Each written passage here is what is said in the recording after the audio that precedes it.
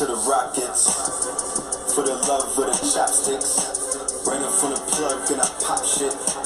Faced with immeasurable odds. Some of you niggas found pleasure in God. Measuring rod, they treasure their jobs. Athletic build, moving with purpose. Tapped in the magnetic fields, moving with serpents. Took my brokers a stroker. Al Roker couldn't predict the storms that follow, the porn that followed. Same a tree that formed for Rollo. We made it rain and we burnt money. Yo, another Truth Talk Nation. Oh, yeah. What's going down, Mizzle, this Judo Woke Ace? T. Mizzle the Great. And I got my man D, Darius, sitting in, man. What's going down, D? How you doing, my brother? Man, today we got a special guest, man, Red Pill, man. What's going on, Red Pill? Peace to the family, peace to you and yours. What's doing? It's good. Man, we're glad to have you on Truth Talk Nation, man. Welcome, man, to the podcast, man. I'm honored to be here.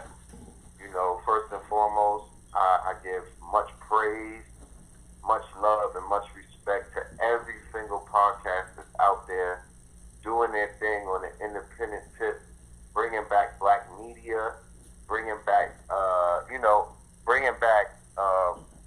just doing the blogging thing, but on a whole nother level. You know what I'm saying? That's very, very, very essential nowadays in this information war that we're in. So thank you. Yeah, man. Thank you. We appreciate it, man. Absolutely. Man, I just, you know what I'm saying? We want to talk about that Eric Gardner decision that went on. When was it? Yesterday? Yeah. We want to. How's the feeling, the emotions out there in New York? Us being in Michigan, you know, we don't get the whole 100% view on what's really going on in New York City, man. Yeah. What's really going on, man, with the non-charging of the cop that killed Eric Gardner live streaming? Yeah. Well, the sentiments in the city, you know, are mixed.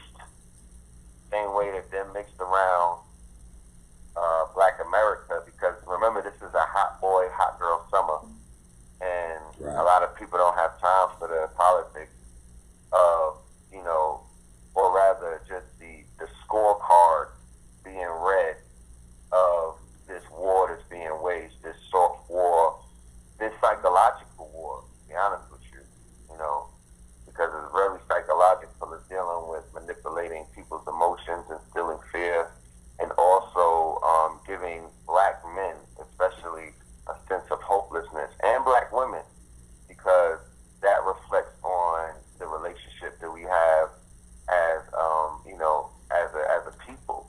You know, when they see our value being diminished in the media, when they see that the white man or white supremacy or the system doesn't care about us, it takes away from our title of, you know, the black man is God in the eyes of our women. Exactly. They like, yo, if this white man don't respect you, and he's not even that strong of a man, because black women deal with them sexually, they know that they're not as dominant and genetically superior as us. They like, if this little nigga could dominate you, then I'm not respecting you. But the feeling is, you know, niggas are still being niggas, and there was a small demonstration at the state building yesterday where people had Black Lives Matter shirts on and cardboard signs. There was about 50 people, and the paddy wagons were out there, and they were black people walking by, and they didn't really pay attention, and they didn't know what the hell was going on. Are you serious? Yeah, we didn't see that. We didn't see that part on the news. Man. Yeah. There've also been protests that have been picking up in all around New York. Let me not leave that out. I'm just speaking about Harlem, where I was at. But there's been people, you know, Eric Gardner's daughter was going off, and, you know, people are reacting. But, you know, we're going to go a little bit further into why I wouldn't react, and why I'm not surprised, and why, you know, I wouldn't lend energy to that situation. In particular, Eric Gardner in particular, because the Eric Gardner situation in terms of, you know, how Africans settle their scores, it was already handled. You know, it was already handled. Eric Garner was martyred. You know, Eric Garner was martyred in 2014. Mm-hmm. He was martyred. What people call street justice, or what people say, you know, he deserves. Well, he got that. You know, and I'm only quoting what, you know, I can only share the news the way that it was recorded. Mm-hmm. And people like to hide that story. They don't want us to know about that story. They don't want us to invoke the memory of that story. All right? But I'm going to share with your audience that in December in 2014, okay, there was a young man who traveled from Baltimore, Bodymore, Maryland. He was a New York native, right? Mm-hmm. And he came into Brooklyn, New York City. He got on a bus from Baltimore, and he said he was going to avenge the death of Eric Garner and Michael Brown. This is important. This is very important. He went to Thompson houses in Bedford-Stuyvesant. His name was Ishmael Brinsley. His mother was a Nubian. His name was Ishmael Brinsley. He was a black man, 28 years old, and he bodied 2 police. Okay? Right there in New York City. And then he was killed in a train station. They say he committed suicide. Some people say that he got shot. Yeah, I heard about that. Okay? Wow. You know what I'm saying? Yeah, I heard about So, that. this man martyred Eric Garner, right? And Mike Brown. Thus, taking those 2 victims into a whole nother plane, a whole nother level. This is war we're talking. This is an assault on our people. So, by martyring them, he put something on their name that was not on their names prior to that. Wow. He did eye for eye. He committed an eye for eye against the memory of these 2 men who were slain. Right. That's what he did. And then Police they officer. running around talking about no justice, no peace. We need to forgive this.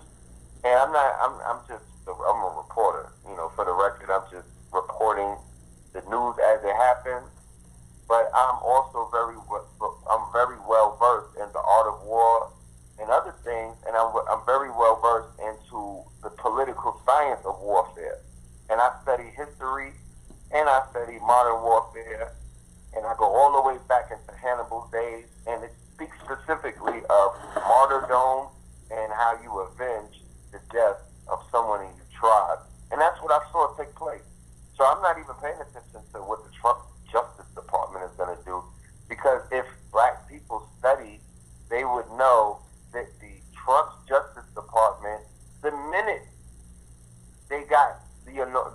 he was inaugurated, the very first statement made from the Trump administration, if people remembered, was Trump's Justice Department is going to rescind every single thing that Obama put into place for civil rights.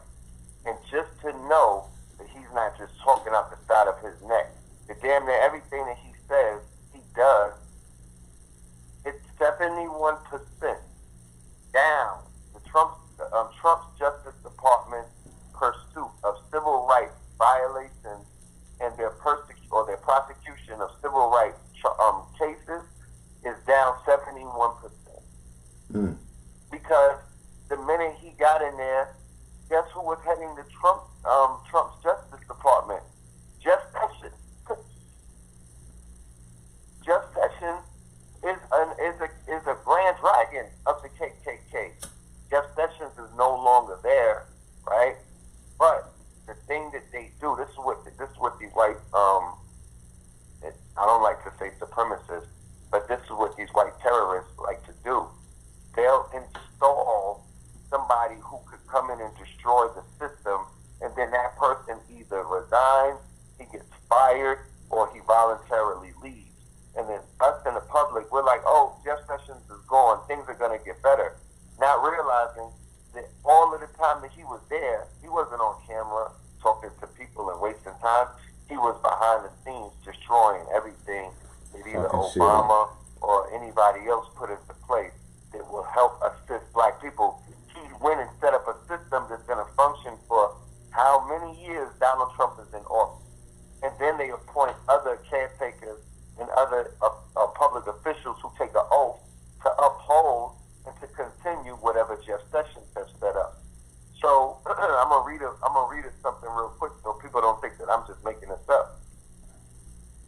According to Vice News, not only has the Civil Rights Division hit a 17-year low in activity, one department tasked with handling police conduct throughout the nation has become completely inactive. There's a level of activism and inconsistency with core rule of law principles that I see from DOJ and across the administration that I worry will take us back to a dangerous prior point in our history when people like me, black people, women, find themselves without protection from the government. Catherine Lamont, chairman of U.S. Commission of Civil Rights, an independent federal watchdog agency, told Vice News. Now hold up. What you say? Let me speak up again. Let me make this louder. Now, what you say again? Read the whole statement. No. What the last part right there? The last 3 words. Catherine LaHaymon. Okay. She is the chairman of the U.S. Commission of Civil Rights, an independent federal watchdog agency, and she told that to Vice News, right? So the DOJ, right, is not operating at all. The DOJ, the Department of Justice, that was headed by Jeff Sessions, is actually functioning as an anti-nigger machine right now. So I'm not going to be like, oh, are you surprised about the DOJ? I wouldn't lend my energy to it because in the game of chess, why would I feed into the Department of Justice and why would I react towards something that they've done when my studies show me to prepare for that? That's what consciousness is. That's awareness. I'm aware of the fact that they're going to they're going to string my emotions with this Eric Garner thing, but they won't mention one minute that Eric Garner and Michael Brown were martyred. So to be honest with you, if the family really was about if they really understood what was going on, they wouldn't lend any kind of emotion towards anything. Wow, I got They you. would just say eye for an eye, tooth for a tooth. Our father's memory. Hopefully, he'll be remembered by Black America, not as a victim, because right now they're invoking victim energy, and they're taking away the fact that you could put a candle and a goddamn picture of Eric Garner on your altar, and you could summon him as a martyr. That's what martyrs were.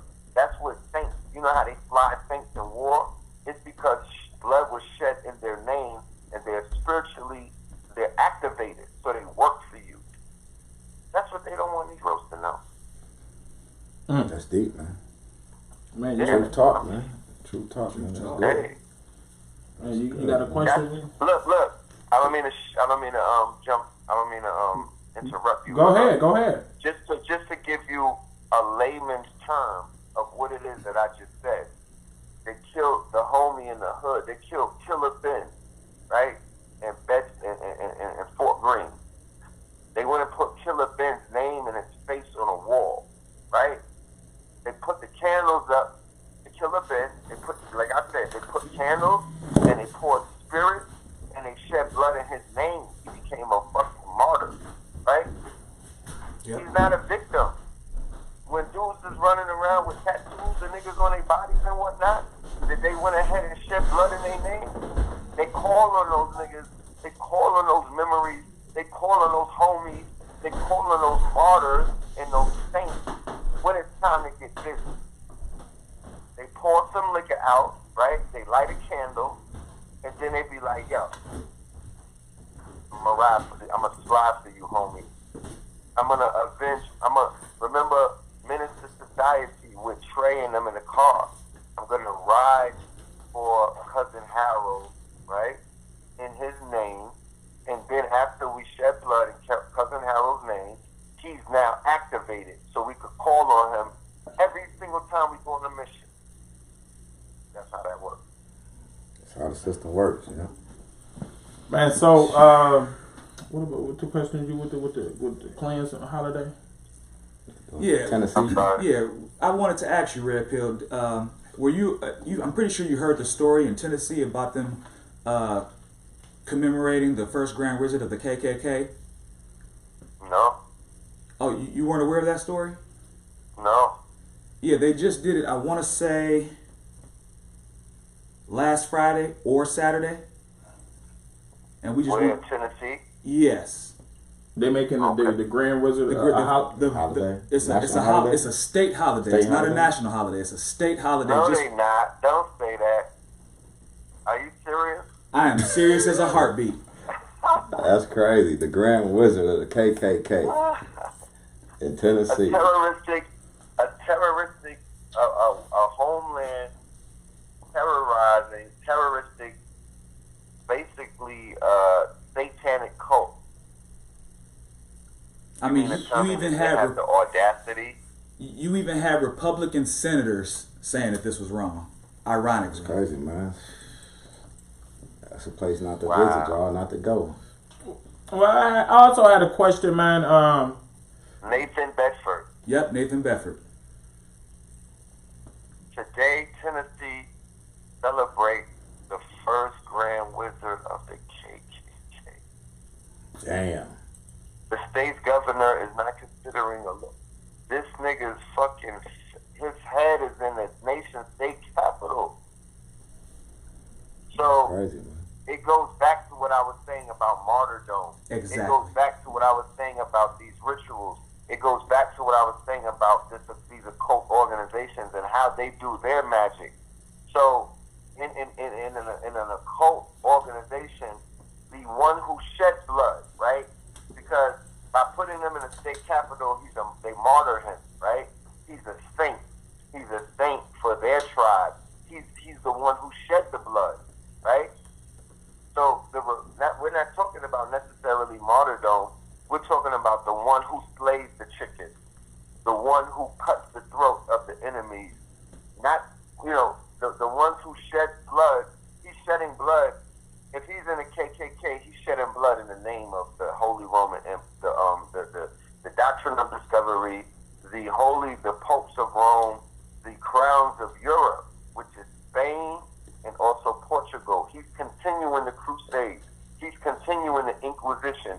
He's continuing. He's fulfilling manifest destiny, because the KKK is the terroristic in the occult arm of the people who came into America and established the USA. That's a fact. That's not even, you know what I'm saying? Like, that's not even speculation. Not even debatable. They're the invisible army, right, for the quote-unquote government. And it's filled up with government officials and businessmen, along with poor white trash, right? So that's how they do their magic. The way that you take that away is you topple that statue, or you have to have them denounce their quote-unquote saints in public, and that's something that they'll go to war before they denounce them. I agree. That's what's up. That's So what's up. what about the Sadie Roberts Joseph, the killer that they rolled out? I want to say yesterday. Do you think this is another shitty cuz incident, like how they did the Nipsey Hussle thing, or how they just blame a black person for this, but they was already conspiring from the back? I have to look further into that case, you know what I mean, and all of the everything. I just need the metadata on the case. I've been following it, And then when I saw him, I saw the suspect, and I looked at the mugshot and whatnot. He definitely didn't seem in his right senses. Yeah. When you utilize the art of discernment, I question why a sister of a certain frequency, as the sister who was murdered and assassinated, why she would allow someone of, was he a protector? Did she feel protected around him? Did she feel that he was honorable to the divine feminine, principle? Or was she allowing someone of that ilk, of that pedigree, to be close to her amongst her living quarters? That's something I got to really look into and whatnot. Right. Because that's a perfect teaching moment for everybody in the movement, especially our elders, especially our women elders, to fortify your living quarters. Don't be having no low-level, low frequency men and women, especially in your most sacred spaces, which is where you live, where you rest your head, your shelter, where you domicile. That's where you are your most vulnerable. So you should be surrounded by loved ones.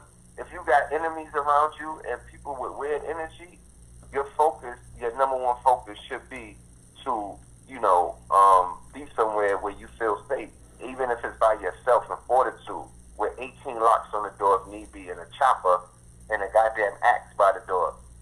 Whatever it takes, you need to be comfortable at least 8 hours out of your day when you lay your head down. And so nobody could just come and slit your throat and put you in a trunk or choke you out, because of late rent. So the way that our people are functioning these days with the mental health issues, being on K2, being on opiates and whatnot, can they be controlled by the people behind the KKK, the people behind the Justice Department, the people behind investigating Nipsey Hussle and giving him a reward the same goddamn time? Yeah, because I want to say one thing, Red Pill. When Nipsey got killed, the whole internet was coming with nothing, was saying what they saying right now. The cops was behind it, and everybody was saying it was conspiracy theory. Now here we go with the Sadie Roberts thing. It's kind of similar. Yeah, that's why I was going to ask you, Red Pill, on that. Neighbor. Mm-hmm. What do you think about the, like you say, obviously this guy had, they said, kind of mental issues. That's the same thing what they said with Eric Holder. He was in the mental. Right. You think it's like a front that they putting up these guys and, somebody's setting them up to do these things to, what I'm saying? Some are black. And they getting the crazy ones. Right. They only getting, everyone is the same one. They all got mental issues. Right. So who got these people up to doing these things? Or do you think they're just crazy and they just doing this on purpose? Or is there a motive behind this or what? Well, let's really look back and see what's going on, right? When it comes to these European white killers, right? Most of them are being controlled by some sort of mind control, right? The lone wolf governments and whatnot. I'm not saying all of them, but there's a handful of them that clearly are Manchurians, right? Right. And then others are just white supremacists that are carrying out an agreement that they've, to be soldiers in the name of their quote-unquote doctrine of discovery, the popes of Rome. They're riding, they're crusading, and they're catching stains for the other side. The same way a nigga put a bandana on and strap up and go and kill a whole family for some street shit. Right? Mm-hmm. These white soldiers, these Aryan nations, because the minute they go inside of jail, they immediately get high ranking within the Aryan nation. You can't touch them in jail. You don't hear about niggas sending Dylan Roof through the roof, right? All of these white Waffle House shooters and all of them, ain't nobody getting touched in jail because there's a mafia, a white mafia. There's white gangs that are really, protecting them. Right? Right. Damn. So they like, yo, I catch a stain in these streets. I'll catch one for the team. I'm gonna have my GoFundMe popping, and then I'll go behind the wall and be a legend. And be protected. Free cigarette, yeah, you be protected.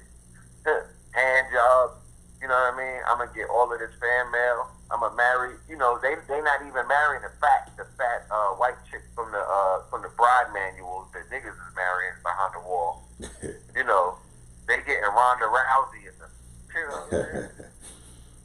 They getting chicks that they could UFC wrestle with inside of the trailer. You know, so all of this, but can our people who are having mental health, look at the niggas, I'm in New York City, the niggas that come on the train asking for change and other things, could they be turned into a killer? Of course. Right. They're moving like demons already walked in. They're already, something is already controlling them. There's a little alien driving their bus. Remember the movie Meet Dave? They already have entities moving them. Niggas move through the train smelling like 8 dead people, asking for change and whatnot, looking like Igor. I'm looking into his eyes. Whoever that person is not who's walking through the train. That nigga has an entity inside of him. So, should the government manipulate something? The government is the ones conjuring up entities. They're in control of a lot of those entities, and you know, I believe and I hold them, you know, somewhere along that line, somewhere along that assembly line, they have their hands in that thing. Exactly. That's what I'm saying. Wow. So, you know, yeah, man. Yeah, they could be responsible for putting niggas, you know, up to task and whatnot. Of course. You know, these drugs, these psychotropic drugs, and these quote-unquote microprocessors, the chip, has been very much advanced over the years, bro. You know? Oh. Yeah. Speaking on being advanced in the chip, French, they just launched their new crowd control hoverboard by the French military. Yeah, man, that shit was weird, man. We did a Truth Talk Nation news on that, man, and the hoverboard, man. It reminded me of Serpentor. I know you're familiar with G.I. Joe. Back in the day, Yeah, of course. So, I collected those. the military. Yeah, it reminded me of Serpentor, the thing he used to roll up here, man. It's crazy, man. Exactly. Technology advanced, like you said, man. What's up with that? It was Serpentor, right? Yeah, he had the hoverboard, man. He was the, you know what I'm saying, that was when they were going to war with G.I. Joe, he rolled out with the hoverboard. That's right. And so this hoverboard right now that the French is rolling, I know the U.S. got it, but I guess they let one of their homeboys debut it. And so the French rolled it out doing a military. I haven't seen the French do a military exercise never in my lifetime. Have you? No, but look, remember they're having the yellow jacket protest. Yeah. It's going into like its 30th something week. Yeah, they just busted some eyes out. Like they took a few eyes out a couple days, man. Some protesters, man, took a couple of their eyes out. Yeah. Oh, they did. Yeah, it's getting wild over in France. Yeah, man. So I guess that's why they had to do the military exercise, man, and roll out the crowd control hoverboard. So exactly, and I'm sure that they were able to fast forward the prototyping of that you know, because that's hardware and whatever war that they're planning on fighting with their citizens. But as a result of the citizens banging the way that they are, it helped them push that budget in order to take that from prototype into that display. That's just a military display to instill fear, because people are really, the people, right?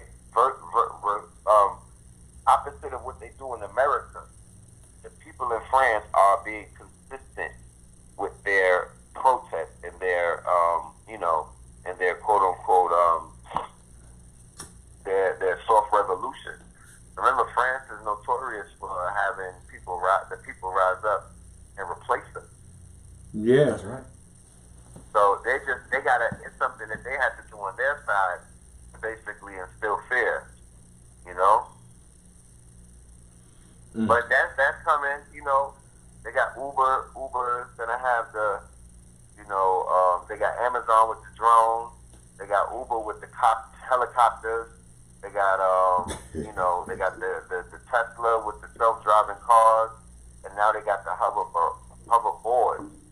So, you know, More to come. we're in those days and age. Yeah, well, 2020 is right around the Yeah. corner, and they Shit to debuting come. all this shit. It reminds me of some of the movies we was watching back in the day. Jetsons, man. You know, the Cartoon, Jetsons. Back to the Future. Back to the Future, and they rolling all this out in a military fashion. Yeah, man. Well, all of it is military. The internet that we are functioning on right now, that's military. That's a military, you know, that was rolled out by the military. That's where the deep web and the dark web still function as military tools. It's a military tool. And then it got commercialized and whatnot, and it was sent to enterprise, and it becomes the internet. But at the base of it is still military. So all of these technologies that we're interfacing with. Remember, you've seen the big cell phones in the Vietnam War? Yeah. You know, that's military. You know what I'm saying? So cell phones, cellular phones were military before they became commercialized or they went enterprise. That way, military technology is basically commercialized, it's commodified. Henceforth, why most people in military are stockholders and owners of, you know, all of these. They're the ones playing on the stock market because they know the capabilities of the software and the hardware because they're the ones who use it first. That's why military spending is at what? It's the highest of like 6 countries put together. Yeah, they Right. need trillions of dollars. Exactly, Yeah, because Big inside money. of that is also research and development of certain kind of technologies that they're going to go ahead and put on the free market, or they're going to commodify it or commercialize it and make double money off of that via the stock market and via the shares and stuff like that. It's a system. You know what I mean? So technology, according to the Moore's law, technology, or rather the technology upgrades every 8 months. The processor chips get smaller in technology by way of this is a pattern, right? Like how they got the Fibonacci sequence and all of that. These are mathematical patterns. So Moore's law is a mathematical pattern. Technology is always going to advance. I will go on record saying that we're behind. Absolutely. 2020 and we're really behind. It's black people, right? It's African Americans, ADOS, what they call them. If they were more hands-on with coding and breaking codes and creating algorithms, we would be far ahead than we are right now. The fact that the Europeans and the Asians and the Indians had to be the ones, and some of the continental Africans. Yeah, that's for the South Africans. Yeah, the continental Africans. Shout out to Idris Sandu. He's the figurehead of that whole movement. You know what I mean? Even though he's an American, an African born in America, he would be like the poster child of the genius, the engineering, mathematical, scientific genius that just lies dormant in all continental Africans, right? Mm-hmm. They being like, them niggas being like junkyards and whatnot, making hoverboards. They made hoverboards in Africa before they made them in France. Let's put that on the record. You know what I'm saying? They was doing that, I think, in I think they did that in South Africa or something. You know, and there's a lot of Africans in France, and France is what? France is the France is the colonizer of damn near all of Africa, right? Right. So yeah, so they benefit off of the intellectual property of Africans. Yeah. So anything that you see advanced in France, that's by proxy of, you know, the domination that they've achieved over Africa. You know, it might be an African in that lab making shit like that. A little nigga from a shanty town who made it over there, you know, on a goddamn inner tube, and you know he's working for the man now. And you'll see that in Nassau. Remember they showed you the movie of the black women who helped the white man, who helped Yakub go into the outside of somewhere that they were restricted from leaving. They called it hidden what figures, like hidden colors. Yeah. Yeah. So black women was responsible for helping these crackers leave the planet. That's treasonous. They was not supposed to help them leave the goddamn planet. But they had them in their basement, and they called them computers. And then when IBM would receive the Watson computer, which is their first supercomputer, which is the mother of AI, who programmed it? A black woman. Mm-hmm. Who helped them coat the goddamn spaceship so it could leave the atmosphere? Henrietta Lack. A black woman. I'm not blaming no black woman for anything that they did. We're geniuses. We just inherently, this is who we are. Henrietta Lack, I believe she died. She didn't even know that her cells were going to be turned into what is called the HeLac. You know what I'm saying? The HeLac, which is the most mysterious and the most magnificent cells that science has ever discovered. It's responsible for all kind of shit. You know what I mean? And they had to coat the spaceship with her cells in order to exit the quote-unquote atmosphere. They coat the spaceships with melanin. You feel me? They have to coat themselves with melanin in order to not burn up, trying to leave the atmosphere. You know, they got beef with the sun, so imagine them trying to leave and go into space. Yeah, they get beat up. They get beat up. They're not allowed outside. Like, it's a whole thing with these people. It's shit is ill.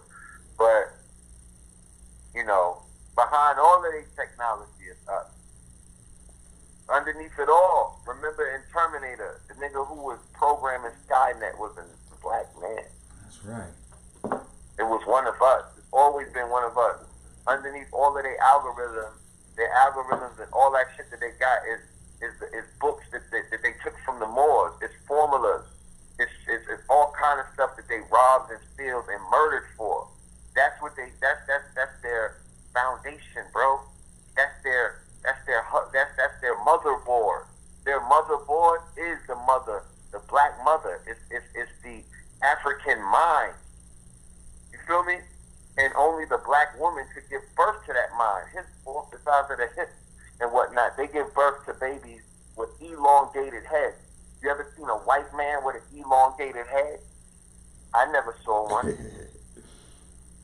And if you did see one, chances are when you did their DNA test, they had Moorish blood, because you could be blue blonde, you could be blue-eyed with blonde hair and still have Moorish black blood. It's all up in Europe. You could find them all, like what they call white people with rednecks. They were like, the only way that a white person could have a redneck, it showed that they had mixed blood. That's what's You up. know? That's what's up. Yeah. What you got there, That's T? deep. Because I was people in the South, I don't mean to cut you, but there was a whole class of people who could pass for white when there was segregation. Remember that. There was a movie called Pinky, and I'm not talking about the porn star either. That's the wrong thing. There was a black and white movie called Pinky, and it was about a black woman who looked like she was a white woman, and she was accepted into their society, but she lived in the slums. She lived in the South. She lived on a farm or something with her black mammy. You know what I mean? Mm-hmm. She was not European. She was not one of them. You know. Well, we got a lot of those right now in Congress, man, and not just in Congress, in politics, man. You know what I'm saying? That's right. They look like us, but they not for us. Exactly. You know what I'm saying? T, So, Red Pill, how you feel about the 2020 up and coming president election? Trump is gonna win. Yeah, that's what I already said that off rip. Yeah. That's what it's Yeah, that's all I know. It's There's more already white set people up. gonna Yeah. vote for him now than they did before. Oh yeah, and a lot of black people are too. Yeah, he's their champion. So I got a question about this. With the, I know you don't like speaking of too much of the ADOS thing. You had anything on the ADOS? But let me say this before you touch on that. But with all this ADOS talk right now, you got like, I think it's like 80 different groups speaking on reparations, but they all separate. Okay. Everybody got their own view on it. You know what I'm saying? So my question is, do you think that's gonna help or hurt us by being separate? We like the Democratic Party right now on the ADOS topic. It's like, you know, everybody is out. I would definitely say that, you know, there's an energy, right? Mm-hmm. There's an energy, and I would be almost facetious if I were not to point out that there's somewhat of a hostile energy, either coming from Twitter or somewhere in the ADOS ecosphere, and that energy is, you know, people are kind of taking that energy they're taking that energy to be a combative, you know, kind of like cliquish energy. And this is just from my observation, right? From my vantage point, from how I see things and what I'm observing, that the ADOS and all of the other movements would fare better, even the Moors, because keep in mind, you got Moors and you got people who are Aboriginal, indigenous. They're going up against the Europeans and fighting for land, right? They're fighting for resources and they're fighting for land, a way of treaties. And the fact that the European, who is truly the immigrant, he's exceeding. He's basically squatting on shit that's not his. And he's utilizing the argument that the people whose property it is, they're minors, they're asleep, they're worrying about civil rights. They're basically colored, right? They're niggas. They're not human. You know what I'm saying? Like, because what they did was they created these statuses and they created these colorful terms and they created these artificial persons basically to protect the theft. That's basically all it all boils down to. They don't want to give up, you know, America. They don't want to give up the title. They don't want to give up the deeds. They don't want to give up the keys to the whip, right? The keys to the Beamer. They don't want to do that. You know what I'm saying? They're not planning on doing that, you know, unless they're forced to do it. They're not just going to give it up, right? That's where the whole rallying cry of Donald Trump, that's where the dog whistle is being heard, correct? Right. Europeans are taught by their parents and their grandparents and those people who are in charge, their quote-unquote master teachers, which would be that Grand Wizard from Tennessee and all of them, right? They're taught behind closed doors about their history, and it's almost taught to them in a way where, nigga, if you don't know this, you're gonna die. Like, don't get it messed up. This is life or death. Because here it is, you're European, but you don't own this land, nigga. The fuck? You better protect your neck, because these Indians are gonna wake up and scalp you. They're gonna take their land back. They're gonna put you back in chains. They're gonna start selling our women more than we sell our own women, because you know white people love to sell white women, right? No, I'm dead ass. White men love selling white women. That's why the human sex trafficking industry is bigger than the goddamn drug game right now. Right. Yeah. Okay? And that's a lot of Eastern Europeans, which would be known as Slavs, right? Because that's the Slovakians are Slav. So it's in their name. Slave derives from Slav. The European who sold white women to Moors were the Slavs, were the Eastern Europeans. They would sell their women like their women were birds. You understand? Like their women were kilos and shit like that. They don't have no discrepancy against selling their women. That's what they're doing right now. And they'll sell black women and other women because, throughout time, that has been done to our people. But prior to that, they were the ones behind all it. They were being sold. Just for clarity, just for the record and whatnot. So the Europeans don't want to go back and change. They don't want to go back. They don't want to go back to Europe. They don't want to give up the gold and the stuff that was pillaged and stolen from the Americas. They don't want the church to be, outed as the ones behind all of this stuff by way of the doctrine of discovery and the papal bulls that gave the Europeans the marching orders. It is basically like a battery. It told them, you could kill in our name. You good. You could kill in Christ. You could take land in his name. So they don't want to give up what they stole. And everything that they're doing from this point forward is going to be is going to harken back to that fact. So they will never elect and they will never bring no nigga to sit back in the Oval Office, right? Especially after 2012 when their time is up. They're not going to allow nobody in the Oval Office or in government and to fight for the rights of people with color or melanated people. These Europeans are holding on by their shoestrings. They're praying every day to their basic to whatever to Gilgamesh Beelzebub, whatever entity they be praying to. Thor. They pray to Thor. I thought they prayed to Thor. Odin. But they pray to Odin. Whoever they praying to, they're praying that these niggas do not wake up and figure this shit out. You know what I'm saying? They pray that Negroes stay scared, right? And subservient, and they stay in a place, and they don't ask any questions, because if they ask questions, you got to remember the European is obligated to answer. It's just that niggas don't ask the right questions. Right? That's what it really boils down to. It's the ignorance of niggas. It's the fact that, collectively, we are not operating, as a collective. So I'm saying all that to say that there's a fight going on. Moors is fighting for land. ADOS is fighting for a check. But at the same time, we still fighting the same person or persons. Or, that's what I'm saying.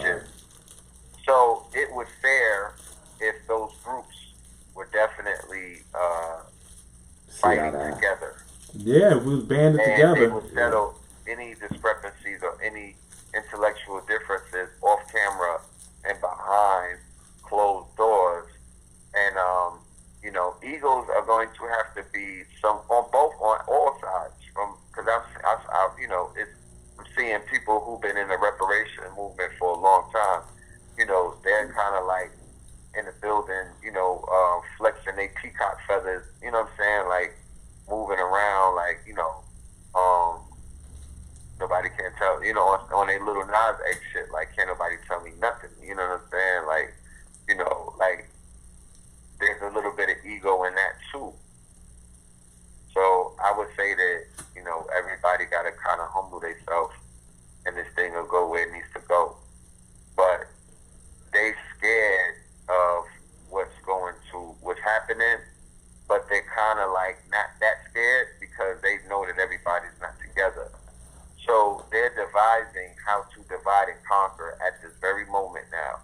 The European in their think tanks, they've already came up with like 6 scenarios to checkmate that whole movement, because they saw the quote unquote chink in the armor, because they already saw a way in through the division.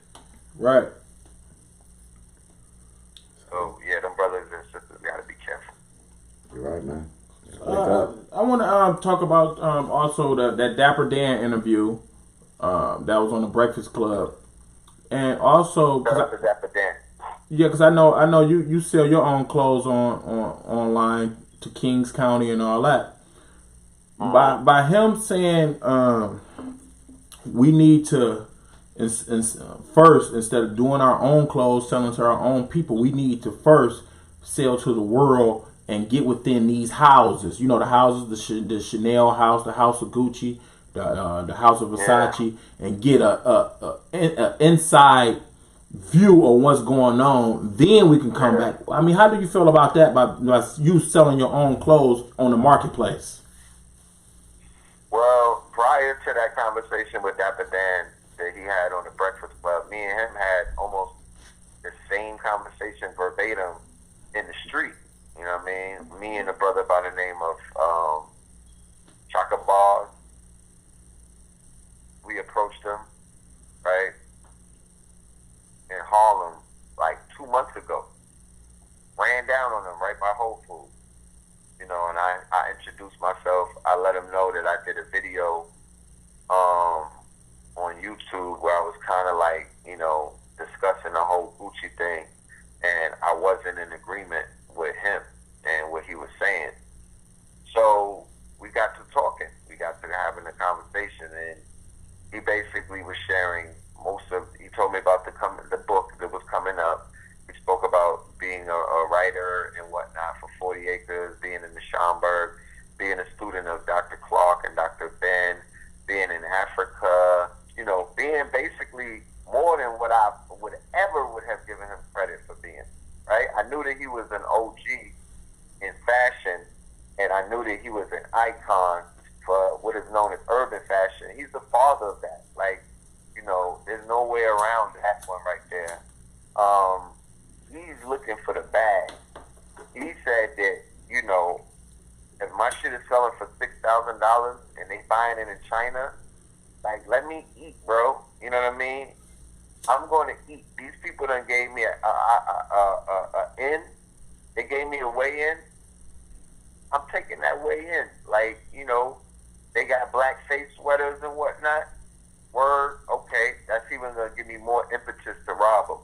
I'm going in there. I'm stealing their books. You know, don't you know, don't bet me. Don't count me out. Don't think I'm in there dancing for these people. Getting that money.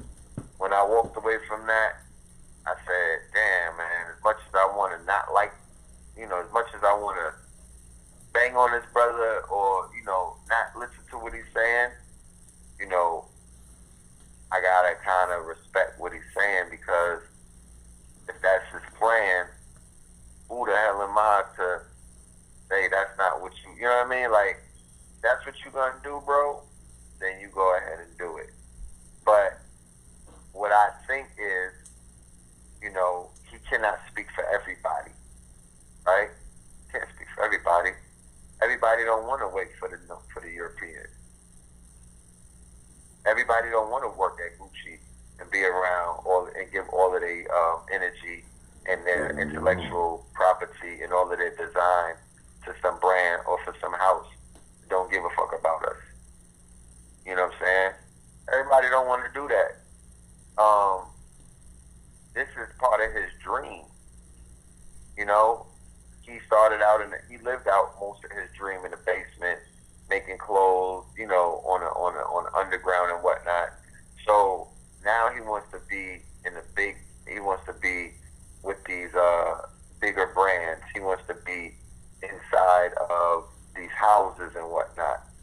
So I do agree that we should be global, but I don't agree that we should do it under the thumb of any one of these Roman, Italian, or French brands. To hell with that. It's been, like, how long have niggas been in there giving these white men head and touching their toes over the decades that you niggas haven't snuck none of the secrets out? We still gotta wait. You feel me? Black people been in there. There's been black men inside of these houses in the 80s and the 90s and whatnot. There's been black men in Balmain. You know what I mean? There's been black men in Gucci. There's been black men in Chanel and all kind of stuff. It's just not them. They not there right now. But you mean to tell me that nobody has come up out of there with the cheat codes? Nah, fuck that. I got a plug in China. I'm about to go to China in August. I don't need no white man. I don't need no European. I could go to Nigeria. I could go to Ghana and Nigeria and source the materials. The Chinese is building factories in Africa. There's factories in Haiti. You don't need them right now. There's the internet. You can learn everything on the internet. You might not know about the internet. You know what I'm saying? He did say that he wasn't that familiar with the internet. But hell to the no. You know what I'm saying? Like, that's how he feels. I don't feel like that. I feel that he gave me his phone number after we had the conversation in Harlem. I feel like I should be able to call up Dapper Dan and be like, yo, Dapper, I'm coming through with my tape recorder and all that shit that you learned in Gucci last week. I need you to share with me, big homie. Right. That's what the big homie should be able to do. So he's like, yo, I'm going to carry the cross. My thing is this. All right, cool, carry the cross. But if you're going to carry the cross, you need to have somewhere where you dumping this information on a weekly basis. Because once they find out that you're trying to steal their information, they're going to knock you off. Because they're a multi-billion-dollar organization. And what those billion-dollar organizations do is them niggas hire hitmen to clean up niggas all the time. So you can play with it if you want, but just know that you're sacrificing your safety, and you know that you're sacrificing your manhood. You know what I mean? Because they be trying to get at niggas, but also know that people such as myself are waiting for you to bring the information back to us. Well, I think to me, I think right now the houses is in need of some Nubian or black designer right now, because a lot of the clothes right now coming out that I'm seeing is whack. You know what I'm saying? And I think they actually need Dapper Dan in that house, actually, to bring some authentic, more fashion back to it, because as you see, a lot of the houses is coming out with garbage right now, and they trying to put a high tag on it to get you to buy garbage. Yeah. So, you know, fashion's out of control right now, man. You know, everybody Say that again? look the same. Everybody look the same. Yeah, everybody look the same. Like the same fashion is out. Fashion design. You know, everybody rocking. Everybody got skinny jeans. The rips and with the rips and this is real. Like this is like, to me, Levi. Everybody is getting on the same level. Same level, man. Everybody putting out the same design. You don't got no different jeans no more. Yeah, they gave Rihanna her own fashion house. Yeah, the House of Fenty. Huh? The House of Fenty, right?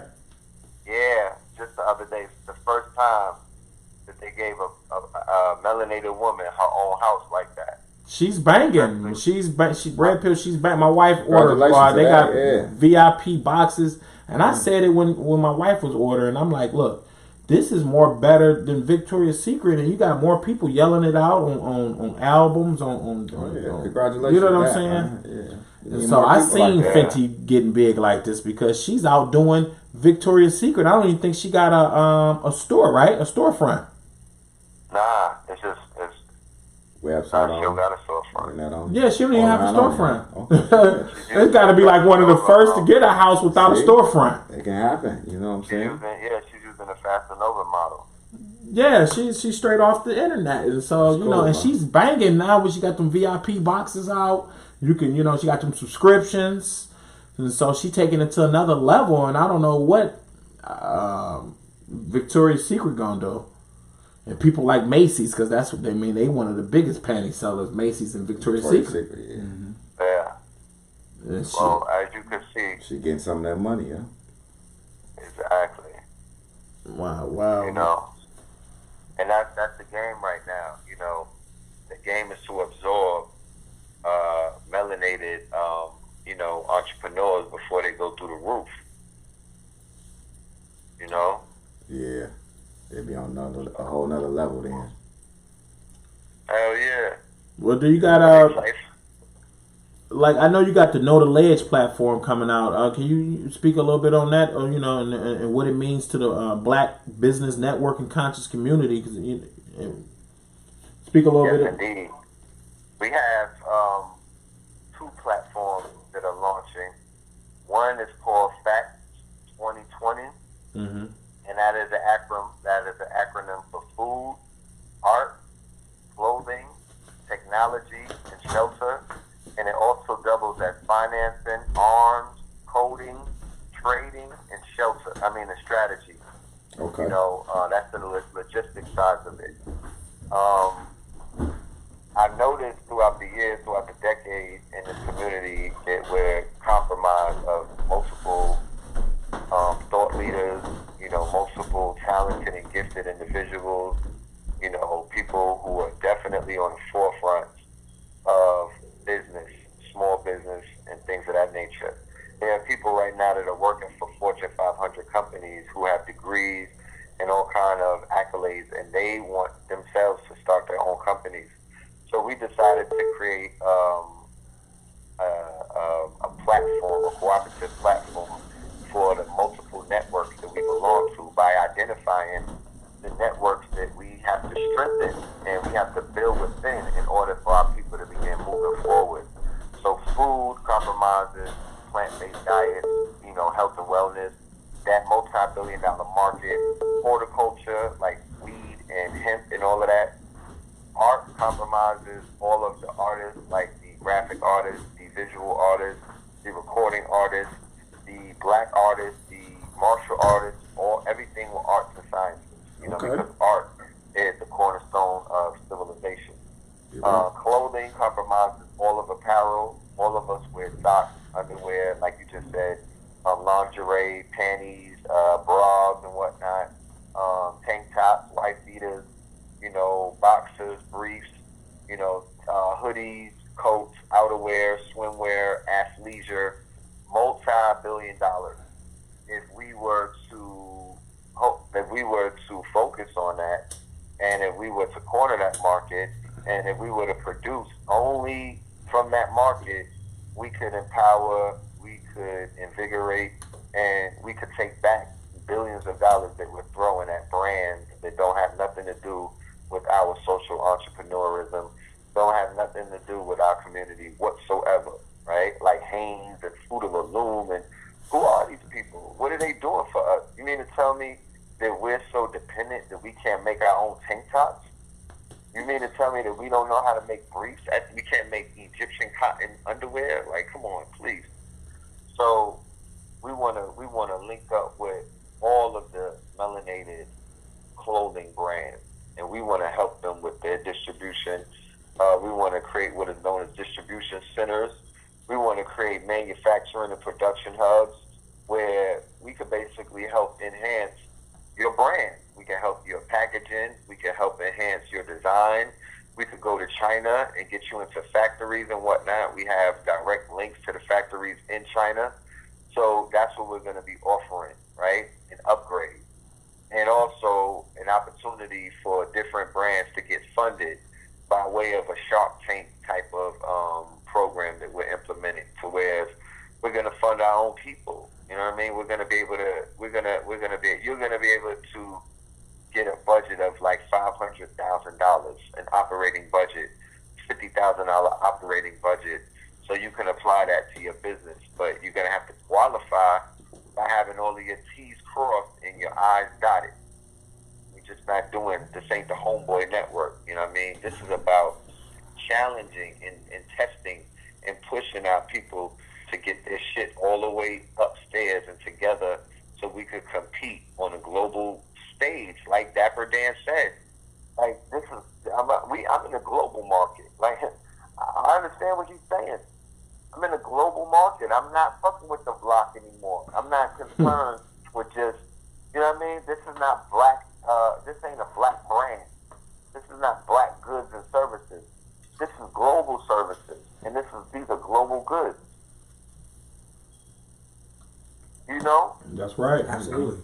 This is global. We spent decades unraveling and uncovering and, unlearning about we were only block niggas. We was only for the block.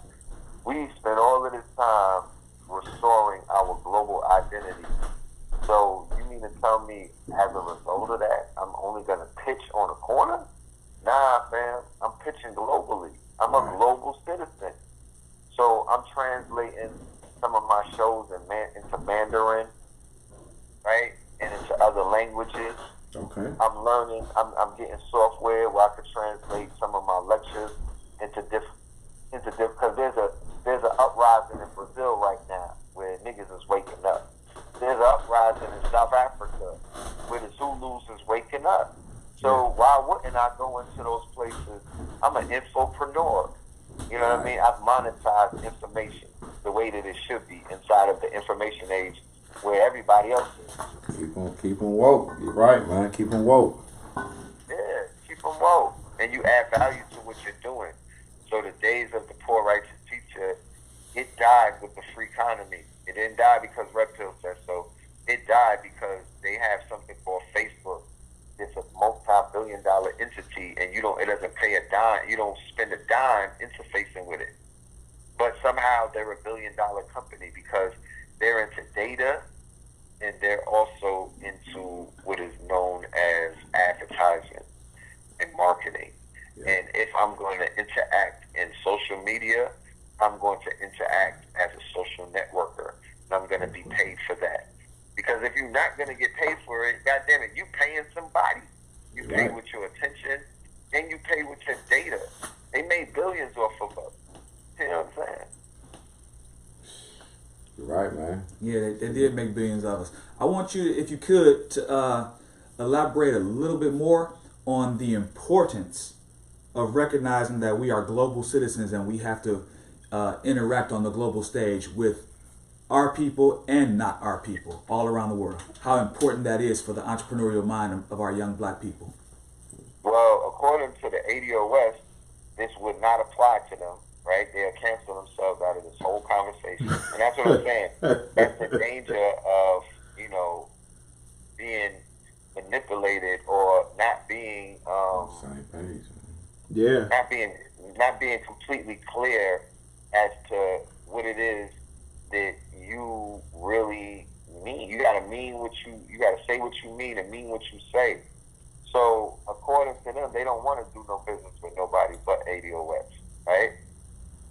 And what I'm saying, as somebody who is identifying as being a global citizen by way of my DNA, no disrespect towards anybody in that movement. I got love, I have appreciation, respect, and and adoration for a lot of the researchers and the voices and the names in that movement, right? But my DNA test told me that I'm global, right? Okay. Well, rather my father's. My father did his test, and I just saw the results, and I'm like, oh shit, I'm a global citizen. Look at us. We were everywhere. That's right. So I'm like, in the 2020s, where the Black American is, to me, one of the most astute, knowledgeable, and forward-thinking, melanated entities on the planet, and it can be proven by way of our participation in the age of information. We the ones who stepped up in what is known as the age of information, and we introduced consciousness. That shit ain't come from South Africa. It ain't come from Ghana. It didn't come from Jamaica. You know what I'm talking about? That shit came from Harlem, Atlanta, D.C., Chicago, Detroit, by way of SETI. You know what I mean? It came out of Buffalo. It came out of Florida. It came out of New Orleans and whatnot. A lot of that shit came from Black America, just to be clear. Philadelphia, with Umar and Ali Muhammad and Black and Nobel, Noble Ampul. I got the names. I know who was responsible. And prior to that, Elijah, Marcus Garvey. Well, Marcus came from Jamaica. You know what I'm saying? A few people came from different places. Absolutely. But they came onto this grid and set it off. Or they came to this parallel line, came to this grid, they came to this energy grid, came and they set it off. Right? Booker T, all of them. So we show and prove who we are by our actions and our work. By hip hop, you know what I mean? Shit. Take away the teachers. What the fuck? What the KRS do to niggas in Japan? You know what I mean? What did he do to people in Brazil and with my philosophy and what he's talking about, with the Nasir Jones and Mos Def and the brother Rashid Common, you know what I mean, and Talib Kweli and Dead Prez, M1 and Stickman. What did they do around the world when niggas started listening to them? They woke them up. You know what I mean? They woke them up. They showed and proved that we the one that was been prophesied about. Not to toot our own horns and whatnot, but we them niggas in these days and times, right? They've been prophesied to rise up from the east, from the west and whatnot, and bring the pain. Yeah, want that knowledge. I agree. It's yeah, incumbent want that upon truth us. knowledge, man. Man, that truth talk, man. Yeah, that's us. That be us. Wow. So here it is. We pulled up. You know what I mean? We doing what we doing. And we have a global economy that we're not benefiting off of, none whatsoever. They don't even know us out of town. So we got to start figuring out how the hell do we change that? How the hell do we tap into the this humongous marketplace, right? That we don't even know about. We have no idea about it, none whatsoever. We don't even know. The only thing we know about out of the country is where the coke is coming from. Man, I know. I was in Istanbul, Turkey. Man, they had mad fabric in Istanbul, man. In a place called the Grand Bazaar. You can, and outside the Grand Bazaar, you can literally go buy silk for like $10. That's called sourcing fabric, right? This is the shit Dapper talking about. Sourcing the fabric. Yeah. He's like, yo, I'm going around the world to source the fabrics because that is what the European is doing. He's not doing nothing. He's only doing what we won't do. And then he becomes the middleman and comes up with some shit called a house. And then and he's selling stuff to us at a super duper raised up price. And we be acting like we can't do none of that. And that's just the retardedness of our people. Yeah, you can go and overseas and do deals. I was doing deals, man, and I was like, man, You just gotta get you out can and go over do there it, with man. a couple racks, man, and load up on cashmere, Like, all do your own that. shit, yeah. It's right in the streets. You just walk through and do deals with these cats. Yeah. And they never taught our people that, or these movies is teaching our people, go and be the next Frank Lucas, even though he was a snitch. Rest in peace to him. You know? Go and aspire to be the next Frank Lucas. Go and aspire to be the next Nicky Barnes. And, you know, all of this dumb shit where they couldn't teach our people to go and aspire to be the next, you know, black billionaire off of clothes and fabric. Yeah, You know? that's deep, man. And We that's portray that way. that's something that we got to take up with our own people behind closed doors. You know, we got to have this conversation. Like, yo, we can't be dropping the ball on our foot because ain't nobody, you know, we the ones that's suffering from it. And the market is open all around the world. We could hop off a plane with swag that we have. Yeah. It will be welcome because they waiting for us. Right? You're right. They waiting for us, man. I swear to God, man. I've been overseas, man, several times, and they wait. You literally roll up, man, and do deals. I swear to God, I used to have to ship shit back through the postal service because I couldn't bring it back on the plane all like that because it's overweight, man. I was shipping shit back, man, boxes, Boxes good on boxes shit, man. on boxes. Somebody just gotta Got do to it, go man. there with empty covers, quilts, all kind of shit. Like I said, a lot of our people don't know, so we need to wake up, man. Huh? The money's out there. We gotta take advantage of it, man. Situations like that. I mean, Yeah, man. They got they got these marketplaces, man, in all these third world countries, man. You just roll up and just buy shit up. They be in the middle of the street selling shit.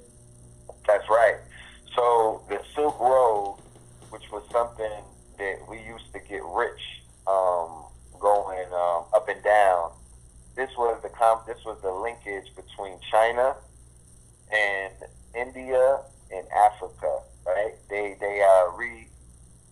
the Silk Road resurfaced on the dark web as basically as a drug supermarket and a weapons supermarket. But that's not the real Silk Road. The ancient Silk Road, and it's being revived by China right now as I speak to you. But that's why China is in Africa, because China is only rebuilding the Silk Road. They're bringing back the Silk Road. That's why they're in Africa. They're only, you know what I mean? People are getting all the play. Oh, China's in Africa. Nigga, China been in Africa. You know what I'm saying? Like, relax. You know, you need to bring your black ass to Africa to circumvent what the Chinese is doing. Because the only one that can get in the way of the Chinese is your black ass. Mm-hmm. The only one that's not scared of the Chinese and know how to talk to them and talk back to them would be a black American. You know what I mean? Because it seems that everybody else is short on words. Yeah, it's important You know? for us to be the leaders. Yeah, staying out. Gotta We come from that, man. We just don't we know gotta it. We take it come back. from the Yeah, leadership, we gotta man. take We it come. back. Right. You could tell that. Yeah, take this But shit before back, we get man. on the plane and become leaders, we got to show leadership and camaraderie in America. You know? That's right. We can't be going into these other countries and we still treating each other raggedy in America. You know? Not to say that we got to become these morally correct goody two-shoes in the States and whatnot, but, you know, there has to be a level of leadership that's going to have to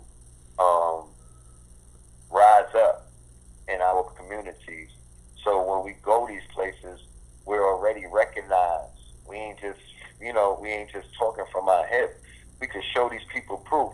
Because when you go to China, they want to sit down and they want to see family pictures. They want to eat and they want to talk about family.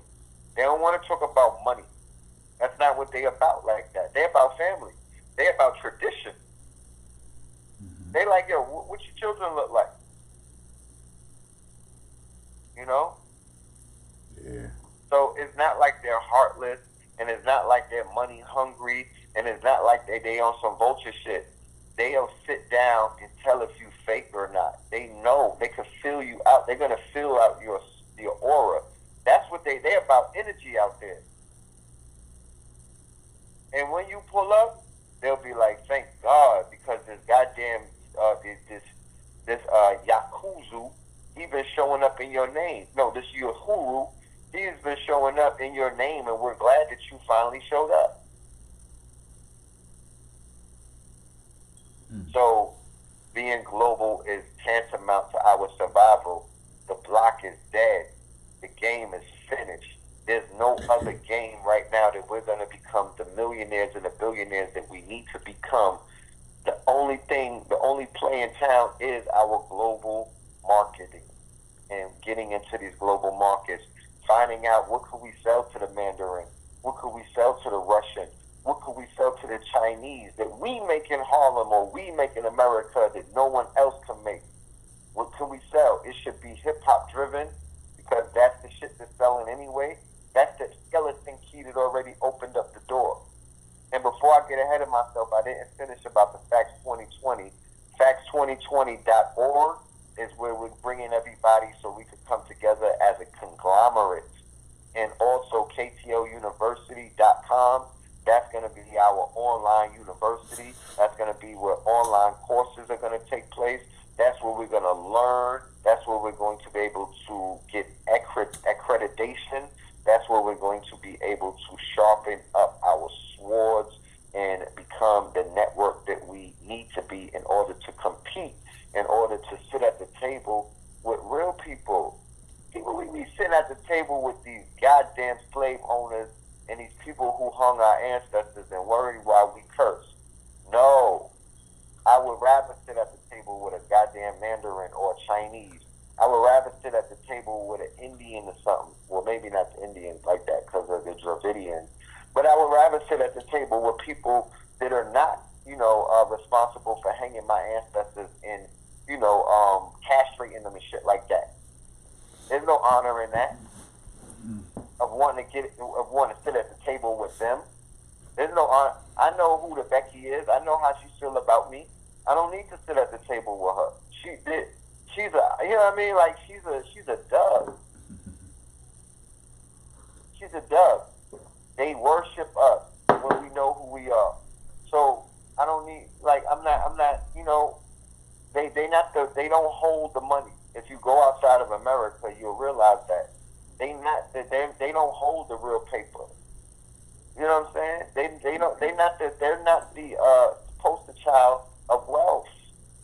It's not them. It's you.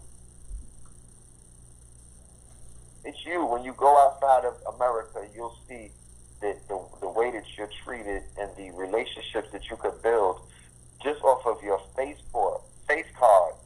It will restore your wealth. See the swagger niggas who come back after they travel outside the goddamn country? They not the same. There's a level of worth that's restored. So yeah, that's what we on. We're gonna be traveling around the world as well and building up bridges and helping to restore some of the bridges that been burnt. You know? Right. Man, that's a deep, man. And we like to thank you for coming on, man. Yeah, we appreciate it, man. I appreciate it. Man, how can people get in touch with you on your websites and your info?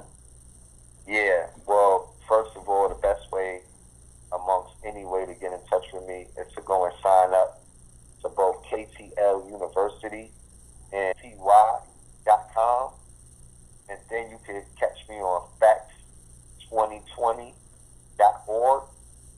Facts 2020, the number 2020.org, org as in organization. And you can also find me on Know the Ledge Media on YouTube. I do a podcast, a visual podcast, a video podcast every Monday and Thursday, Third Eye Thursday, Melanin Monday. That's on Know the Ledge Media. And you can find me on social media under the title or under the appellation or handle LEL as in Elohim _Filth More. PHILTHMOOR. PHILTHMOOR. Alright? So that's how I can be found. Okay, man. We would like Thank you. I'm honored to be a guest. Thank you so much for those questions. You had me, in my bag, just thinking. You know what I mean? And I appreciate that. Oh, no problem, man. We believe in, man. We have to get donations, man. Truth Talk believe in donations, man, to our teachers, our metaphysical scholars, anybody out here dropping them dimes. You know what I'm saying? Come on, people, man, give it up, man. You know what I'm saying? You gotta go out there and buy them Nick bags and give it to Hennessy. You know what I'm saying? That's right. So you know what I'm saying? We believe in donations, man. So you know what I'm saying? Like, we would like to thank you for coming on, man. You know what I'm saying? We would like to invite you back, man. You know what I'm saying? Would you like to come back on? Indeed. Y'all got anything else to say? Yeah, I man. just wanted to let me leave my Cash App and just now that you mentioned that, Cash App $, Phil PHIL Moreland. That's my last name, MORELAND. That's what we all need, more land. Yeah. What's up? If you want to leave a tip after receiving this food for thought, just drop a tip. It's simply a tip. This ain't shaking a cup. This is just doing whatever we do whenever we eat food. You know what I mean? We leave tips behind. So, do what you do. Do what you do. And we will definitely be linking back up to have a follow-up to this conversation. But for all of the family that heard the information, I highly encourage you to go and research it. Don't take anything that you're hearing or what I'm saying for facts. Go and do your research. Go and back it up. Go have a conversation with Siri or Google, and that way you could become even more confident with this information when you decide to either share it or add it to your research. All right? That's right. That's right, man. We'd like to thank you, man. That's the Red Pill, man. Truth Talk Nation. Got my man Darius. You know what I'm saying? Red Pill, man. We thank you for coming on, man. Peace out, Red Pill. Appreciate you, my man. All streaming platforms, Bill Bixby, that song that you heard playing. What you say now? The Bill Bixby. Tell the family go and stream. I told the family go and stream Bill Bixby on Spotify, Tidal, Apple. That's the first song off of our new album. Scorpion. Oh yeah, we're gonna ride it out, man. When we close out the show with the Bill Bixby, yo. Right, y'all. Hey. All right, peace, bro. Man, that was a powerful brother, man. You know what I'm saying? Glad to have him on the show, man. That was nice, man. Yeah. Powerful words, man. Stay woke, y'all. Do your own research, like you said. But me, I'm blown away, man. You know, I got a lot of good vibes off the brother. You know what I'm saying? Red Pill. He'll be back on the show sometime in the future. But you know, what you think about that, my man D? I thought it was an interesting conversation. You know, I can't wait till we get him on again. I like to engage him a little more. He definitely has some good things. Yeah, this is the introduction, man. We just, you know, that's cool. Let him speak. Then he touched on a lot of current events that's going on. I'm a supporter of the ADOS. I believe we need to fight for that reparations. We got to push for that. He touched on all the current events going on. They got to cut that check. We got to stay on the same page. Yeah, like you know, but it's important for us to know that it's not going to end there. It's not just about a check. It's a whole lot of fronts that we got to deal with when it comes to white supremacy. And it's the first step, man. It's the first step. Step. It was good to get his position and hear him out, and I enjoyed the conversation with the brother. I can't wait to talk to him again. Well, man, we're gonna ride it out to the Bill Bixby T, man. What you think, Bill Bixby, man? Truth Talk Nation, man. You know what I'm saying? Check it out, man. How they say it, DJ? Spin that shit. Cop that album.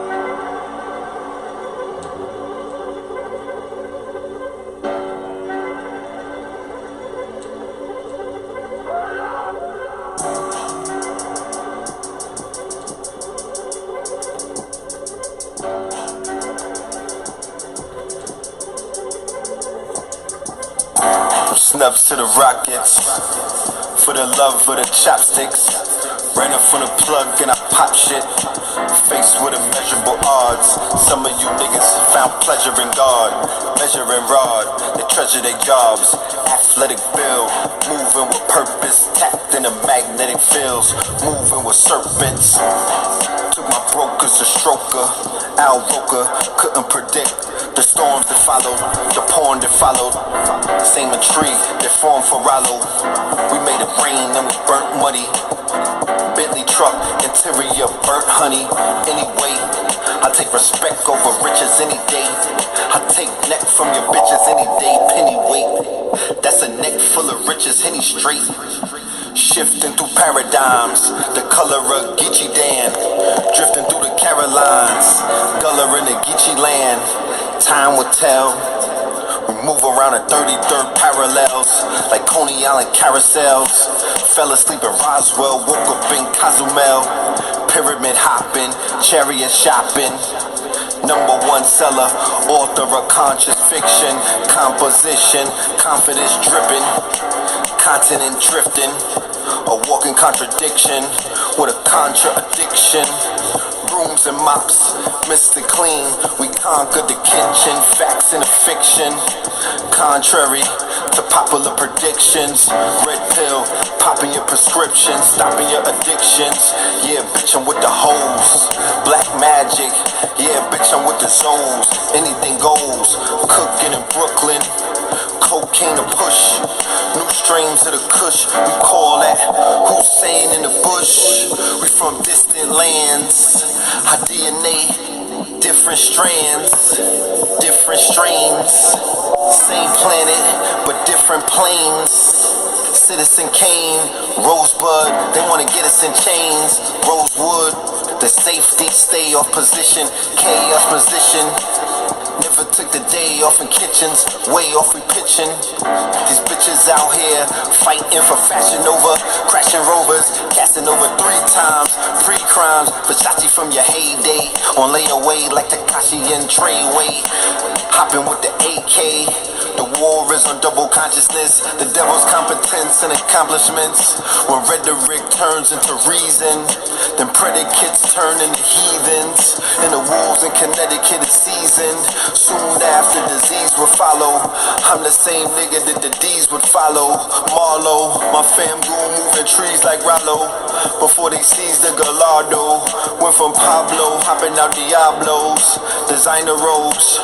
Dark side of the moon like the China probes. Believe it or not, my mind is all Wrigley's. Believe it or not, my mind on the big leagues. Ice Cube with the big three. Vine in the fig tree. Man on the big B's. Moving back in time like the Frisbees.